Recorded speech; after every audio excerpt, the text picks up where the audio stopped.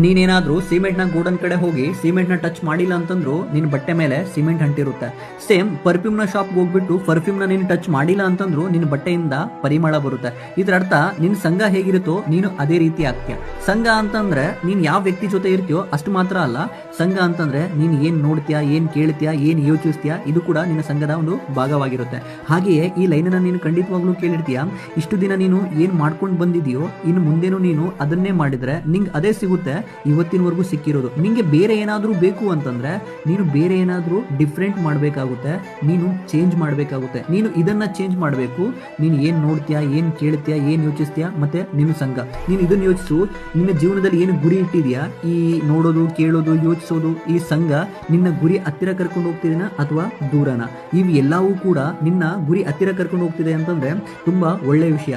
ಇವು ಏನಾದರೂ ನಿನ್ನ ಗುರಿಯಿಂದ ದೂರ ಮಾಡ್ತಿದೆ ಅಂತಂದ್ರೆ ತಕ್ಷಣ ಅದನ್ನ ಬದಲಾಯಿಸು. ಇವತ್ತು ನೀನು ನಿನ್ನ ಸಂಘನ ಬದಲಾಯಿಸಿಲ್ಲ ಅಂತಂದ್ರೆ ಈ ನಿನ್ನ ಸಂಘ ಟೋಟಲಿ ನಿನ್ನನ್ನು ಬದಲಾಯಿಸುತ್ತೆ. ಆಗ ನೀನು ಇದಾಗ್ತೀಯಾ ದುನಿಯಾ ಹೇಳೋದು. ಮತ್ತೆ ನೀನು ಇದು ಆಗಕ್ಕೆ ಸಾಧ್ಯನೇ ಇಲ್ಲ. ನೀನು ಅಂದುಕೊಂಡಿರೋದು ಮತ್ತೆ ನೀನು ಅಂದ್ಕೊಳ್ತಾ ಇರೋದು.